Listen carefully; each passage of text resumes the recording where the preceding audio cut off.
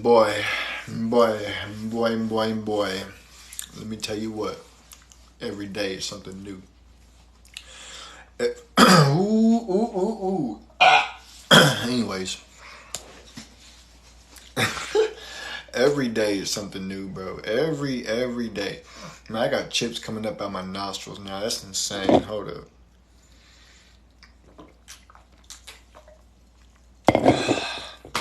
Anyways, with that being said, man, back to what I was saying before I started choking on chips.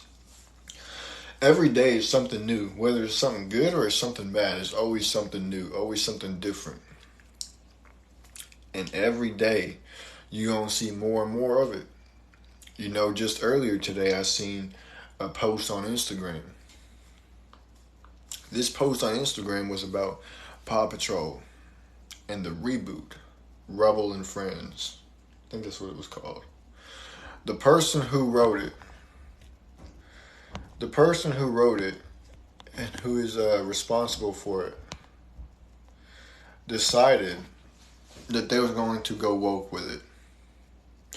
They decided, yeah, man, we're finna put some people who swing a certain way in there, people who don't swing any way in there, and we gonna put this in a kids show.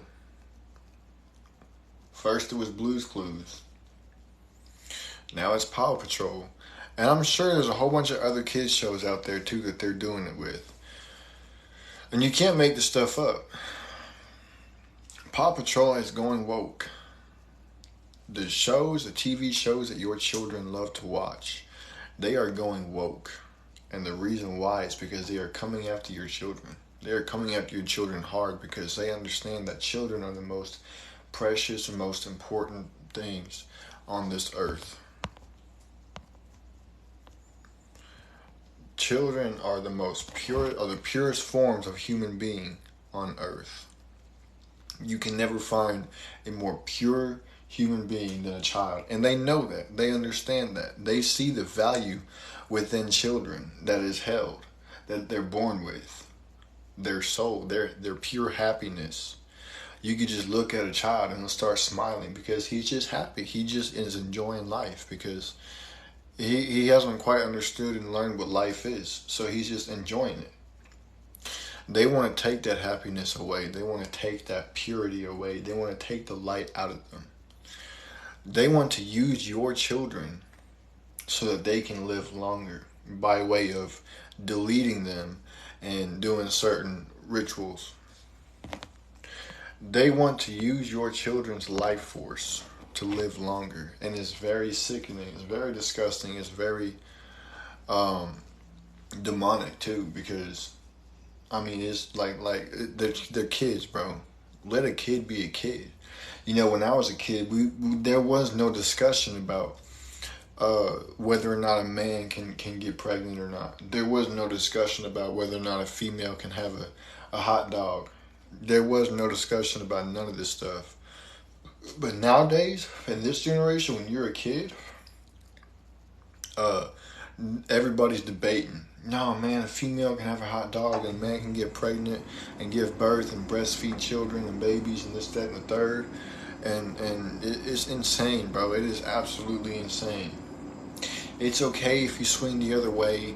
It's okay if you get chlamydia, STDs, HIVs from other dudes and you pass away at such an early age. Why do you think that so many people who swing the other way pass away so quick? Because they get cancer within their, their exit holes from getting wrecked so much. And they leave the earth so early. They leave the earth about 30 years earlier than what they're supposed to. And it's insane. It's disgusting. And honestly, they should.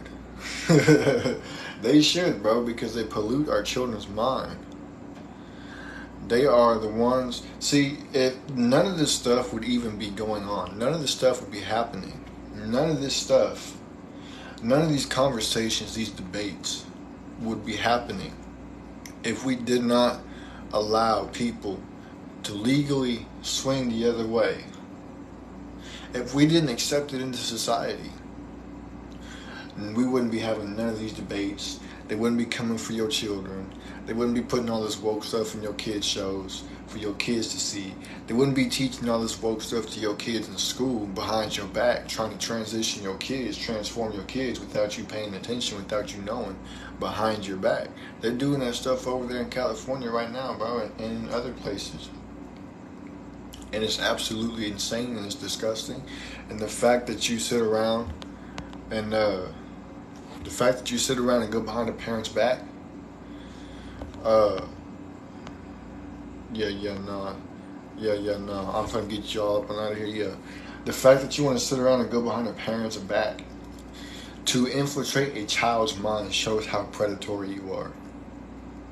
If you cannot stand in the face of the parent, if you cannot look the parents in the eyes and say, this is what we're doing, you have no right to be doing what you're doing at all. You are a coward, you are a fraud, you are a predatory coward.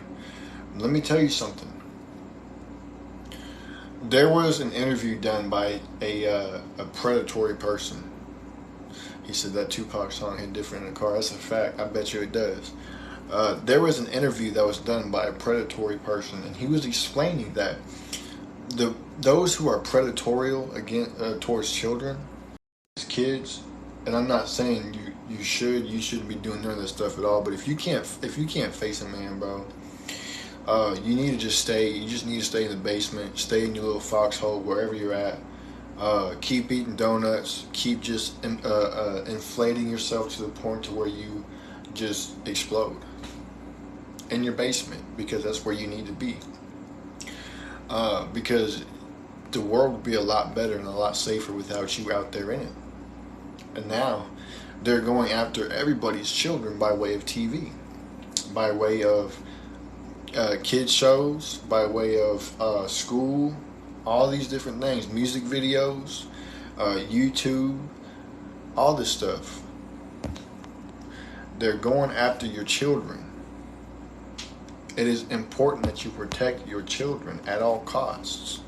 You see, first it was Blue's Clues that went woke. They had a whole Transformer parade in there. Now it's Paw Patrol. They got characters that don't be swinging either way in there now.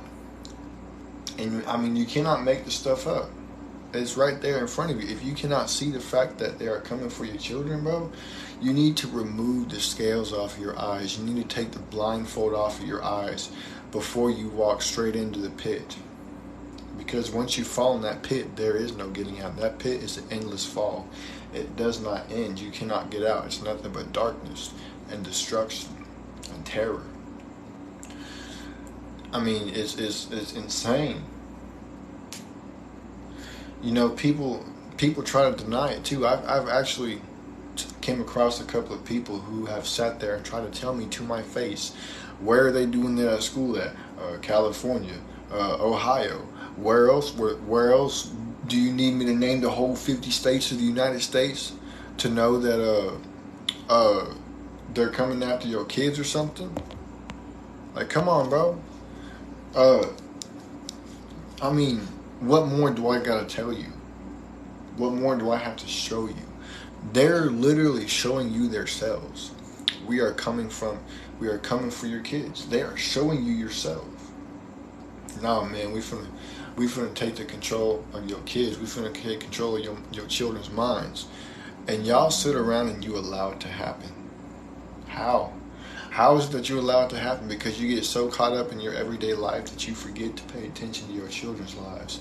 You're so worried about trying to get your kid to school on time, trying to get to work, trying to get home from work on time to pick up your kid. You're so worried about trying to go shopping to eat food so you can get some food, and you forget to ask your child, hey son, what you learning in school? Or hey, what you learning in school? You know, talking to your daughter, what you learning in school? Y'all forget to interact with your kids on a personal level, on a parental level. You allow social media and technology to raise your kids. You gave a kid an iPad, and guess what? That kid don't want to get off that iPad now. And you don't do anything to break that habit. You think, oh, well, now because my kid's not getting into anything they're not supposed to, so I'm going to let them stay on the tablet. But You're not paying attention to the content they're consuming, though. They're consuming all this demonic content that is warping their minds, making them feel like there's something that they're not, making them feel like, oh man, well maybe I really am just a boy in a girl's body, maybe I am just a girl in a boy's body. And you let your kids' minds get warped. And it is a shame because it happens right under your nose. And you don't even know it. That's why it's important that you stay on point. That's why it's important that you remain grounded in scripture, spiritually grounded, be discerning, understand what's good for your children and what's not good for your children. See, when I was a kid, we didn't have all this iPad and iPhones and all this other technology and stuff. I was outside playing with toy cars in the dirt. We was outside riding bikes. We was outside sword fighting with sticks, playing manhunt at 1 o'clock in the morning in the backyard. Yeah, see, since you don't want to spell it the right way, I'm finna get you up on out of here immediately. Yeah, bye-bye. Put some respect on the Lord's name. Don't lort. We don't lort in here. We Lord, not lort. Put some respect on the Lord's name. But no. We was outside roughing each other up, play stuff. Now, these days, all these kids want to do is sit around and play Fortnite. They want to get on the iPad. They want to sit around and eat chips on hot Cheetos and drink Mountain Dew all day. When they get home from school, they don't want to listen to their parents. They don't want to do none of this stuff because the parents allowed their kids to have their minds warped by way of technology. That's just how it is.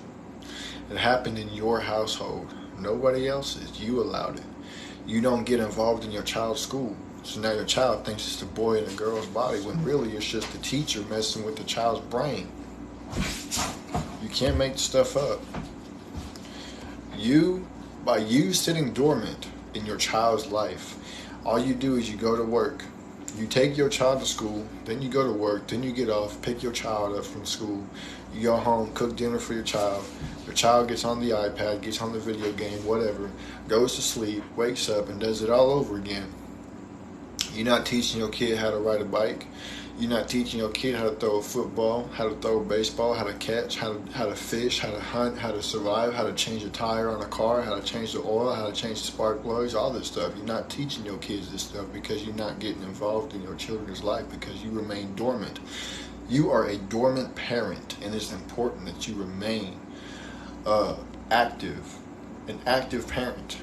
Just like how we have active duty and National Guard, it's active duty and something else. I can't remember what the other term was. This is the same way as parents. You are an active parent and you're a dormant parent. If you're a dormant parent, your children will be inhabited by an evil spirit, and they will no longer have the innocence and the purity that they were once born with. And that's a fact. They will lose it way earlier than they're supposed to. And that's just how it is. That's why you have to remain on top of it all. You got to remain on top. Otherwise, the enemy will have your child. A lot of y'all be sitting around practically giving your child up for free adoption to the enemy by way of just placing that iPad in their hands. Y'all don't be wanting to discipline your kids. Oh man, well you shouldn't spank your kids. You shouldn't do this. Discipline. You shouldn't have to touch your kids to discipline you and them and do this and do that. It don't like. How are they gonna learn? There's a difference between spanking your kid and just relentlessly whooping your kid. There's a difference. And I didn't ask, so this is what I'm gonna do to you right there. There is a difference. When you relentlessly whoop your kids, then you got some issues. If your kids are getting on your nerves to the point where you have to literally overly whoop your kids instead of popping them, if you gotta whoop them with a closed fist, you got some issues. If you gotta slap them real hard across their face, you got some issues, son. But if you just pop them on the on their butts, when you whoop them, when you pop them, whether it's with the wooden paddle or a belt, whatever, and you let them know, hey, I told you not to do this, and you did it anyways, and you pop them. That's not. People sit around and say, oh man, well, you're hurting your child. You're doing this, you're doing that. It's not. It's called chastisement. It's called correcting your child when they are wrong.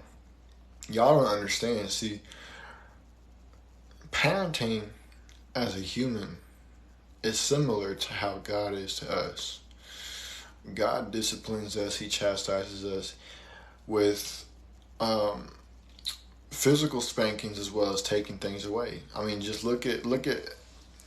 You can go through Scripture. How many times did they turn away from God? How many times did they abandon Him? And guess what He did? Because they would not listen, He disciplined them. He would use somebody to either enslave them in Babylon or Egypt. He would take away their wealth. He would take away their prosperity. He would take away their flocks, their herds, their crops. He would take away their water supplies because they wouldn't listen. God parents us the same way we parent children. That's just how it is. Sometimes He uses a tyrant to punish the people for doing what they did that they wasn't supposed to do. That's just how it is. People sit around, oh no, man, you hurting your child, man, you doing too much. Man, if I'm doing too much, then I wouldn't have my kid in the first place. Because I know, and that's another thing, bro, when you around people and you know when you doing too much to your kid, and the people that you're around don't do nothing about it, that's how you know the people that you're around don't care. See, the way how I know that I'll be doing too much is when the people that I'm around, not the people that are around me, but the people that I'm around tell me, hey, bro, you're doing too much. That's how you know. But even then, ain't nobody going to have to tell me that because I know what I'm doing. I know that what I'm doing ain't doing too much. I know that what I'm doing is correcting my child, chastising my child, and saying, no, I told you don't do this and you did it anyways. This is a consequence. Boom. Other people always like to try to insert themselves into things that have nothing to do with them. Things that have absolutely nothing to do with them. They try to insert themselves in your parenting. They try to insert themselves in your family, in your personal lives.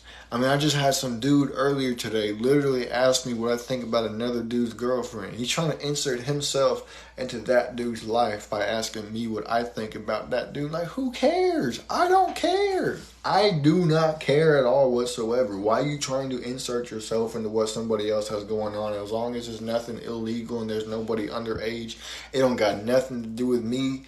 I don't care. But people still feel the need to insert themselves where they are not needed, where nobody asked. It's insane. But with that being said, I am done speaking on that topic.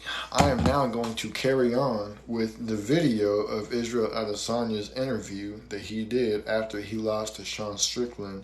I was watching some of it last night. I'm going to continue on with it. And I'm going to let y'all know my thoughts as we go through it. So with that being said, let me go ahead and pull this back up. I should have had this ready a long time ago, but that's what happens when you get lost in the sauce and you just start speaking and going off. So with that being said, that's not what I need. Here we go. Where it at though? Where it at? There it is right here. Alright, we're finna get on with it. We're gonna finish this guy. Pick up where we left off. I gotta finish this guy. And I tried. I set him up a couple times. You know, he defended him well. Corner helped him out. Guiding him well. And then I just try and find something and don't get caught. Especially in the last round, I was like, make sure, don't get caught. So I don't like fighting like that. I like fighting. Before we carry on, make sure y'all go follow your boy Maki, because he gonna be elevation and growth there. His comments are right there in the comment section, because he gonna be going live later on too. And he be spitting game differently than I do. But make sure y'all go check him out as well, because he gonna be making them Keisha let Keisha out as well. So with that being said, we're finna carry on with this. To win, not to just, not on the defensive primarily. Yeah, I like to be offensive in certain situations, like in the last round. Okay, we gotta go. But I just couldn't go. What were your coaches telling you in between rounds the fight was playing out? Because you said there was a bit of a disconnect with what they were seeing and trying to communicate that to you, and maybe I wasn't tapped in. Maybe I just sometimes just lag, a little bit of lag, because even afterwards he told me what he meant, and I was like, he wanted me to, we talked about that, and I was like, okay, that's what he meant, like just a little bit of a lag between communications, I think, yeah. Or maybe you went into the fight and you weren't fully prepared to do what you were supposed to do, and you weren't paying attention to what's going on. So it makes me wonder if he was, I don't know if he was just tripping off something, if he didn't get enough sleep that day or what. Did he get laced with something? Like, what happened? Because when you watch that fight, that boy was, unless he was just genuinely fearful of Sean Strickland, I don't understand how he could have took the L the way he did. Because that was insane, bro. He just got whooped and whooped and whooped. Over and over and over again. Non-stop. Absolutely insane. I mean... Oh, no. You better go back. I mean, not even Alex Pereira whooped him that bad. He knocked him out, yeah, but he didn't just straight up whoop him that bad. Like, that was insane. Communications, I think. Yeah. Is that like also you not being as locked in mentally going into that fight? Because the comparison from 287 to 293 is like... Someone said something to me. Look, you can see the difference in the look. Mentally going into that fight. Because the comparison from 287... Look, that was before and a different fight. This was a different fight, not the same one. Versus the 293. This one, bro. Look at his face. You can see the difference, bro. He looked scared right there compared to the other fight. He looked like he was a monster ready. He was ready to be a monster in the ring. This fight, boy, he looked scared. He like, dang, man, I don't know if I can do it or not, man. I don't know, man. I might lose. I might get knocked out again, man. I can't get...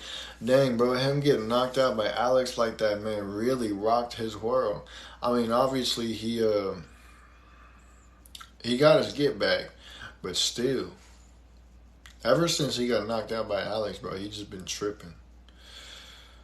Like, unless there's another fight that he lost after that I just can't remember off the top of my head. Ever since he fought Alex, bro, he's just been tripping like hard. I don't know. Maybe I'm tripping, but he was like, someone said something to me. I think it was AB. AB said, he said as soon as the opponent switched, he said like almost instantly. I was like, I went from Drickus, I went like, I'm gonna fucking kill this dude. Like I had this thing about me. He said like when the opponent switched, he just noticed. I was like, okay, I'm gonna whoop this dude. Like I'm gonna whoop this dude. Like going from I'm gonna murder this motherfucker. I'm gonna fucking kill this guy too. Okay, we're gonna skip forward a little bit just for language purposes on this platform. Y'all already know how it is. They are very sensitive when it comes to using certain words. Yeah, I'll put all the pressure on myself because in my head I was like, I have to beat this guy. No matter what, I have to beat this guy. So I put pressure on myself. There's the outside pressure, but the pressure putting yourself as well. They say diamonds are made under pressure. That boy put too much pressure on himself that he cracked. He became a faulty diamond in the ring, and that's why he lost. Too much pressure. Yeah, I put pressure on myself, but I'm still kind of like dissecting it. So yeah, I put pressure on myself, but I just didn't have that venom. I think that venom. Yeah, interesting. All right. Although you get the venom from the trash talk and everything, but yeah, like I mean, definitely some of the stuff hell, it's not over. The story's still being written, but like, I talk to you about certain things as well, and then we know exactly what to do. Yeah, we know exactly what to do. Leading on to the next one. Before the fight, we sat here and we talked about how, in some alternate universe and some different timelines. Now, how are you going to be sitting in another man's, looks like his house? He's using his house as a studio. How are you going to be sitting in another man's house and you just going to spit something out your mouth off to the side like wasn't nobody paying attention? Man, that's some next level disrespect right there. You spit on my floor, bro, you got to get out immediately. You got to clean it up or you got to get out. And if I got to kick you out because you don't want to clean it up, you ain't coming back. That's disgusting, bro. You can't make stuff up. That boy needs a little respect for other people's places, man. It's a fight. And it was, our job to make sure that... It's on this timeline. Yeah, that didn't happen. When it was all said and done and they announced and knew and, everything played out, what were those, initial emotions like? Every time after a fight, no matter where you win or lose, just feel a sense of relief, like, oh well. So it's not relief of anything, but just like, oh well, made it up, that one, and you're okay, everything healthy, fine. So that's like being healthy, fine from the camp. But there's all these little things that happen during the camp, but like overall healthy, wealthy, and yeah. And then I was just like, oh, good job. First thing I said to him was he starts crying. I'm like, hey, stop crying like a bitch. He starts laughing. I'm like, hey. And then we talked about, all this stuff. They're about to kiss. Hold up. Y'all, look at this picture. Look at this. Tell me they don't look like two long-lost lovebirds who finally got reunited. Look at that. He is staring into the eyes. He is staring into Sean's soul with his hand right here underneath his chin like he's about to lift it up, like, and then give him a smooch on the lips to see what his reaction would be. That's, man. And he got his other hand around the back of his head like he bringing him in for his kiss. Like, come on, bro. Can't make this up. That boy sus. Oh my God. And then we talked about, all this stuff. I was like, don't bring my family into this tonight. So I'm sorry. And changes to like a post-fight though. It's weird. I was like, when we have like a real moment and it's genuine, it's like, oh hey, he's a politician. Yeah, but still, it's just like, I guess he has to keep up appearances. But I just find it weird how you have a real moment and then like, it's all good. Keep it real. I mean, you're in the sport of fighting, so what do you really expect? You have a real moment show, but it's a show business, you're not in the ring to make friends, bro.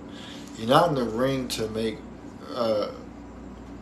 close friends, bros. You're not in the ring to form brotherhoods and stuff. You in the ring to fight, to put on a show, and to get paid.